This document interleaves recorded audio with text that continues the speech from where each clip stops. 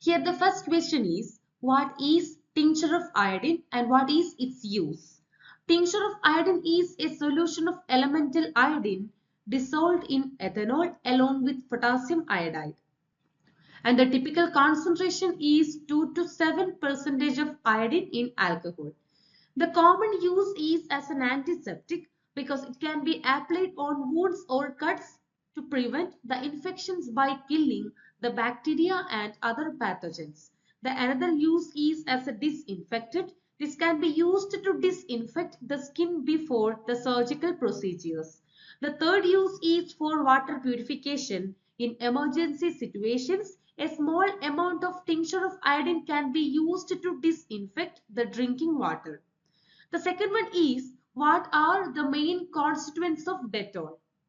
Dettol is a popular antiseptic liquid and they include chlorosilinol, isopropyl alcohol, pine oil, castor oil soap, water and caramel coloring.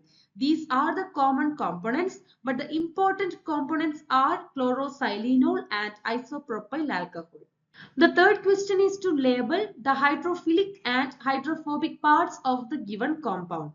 The compound is containing alcoholic group and ester group.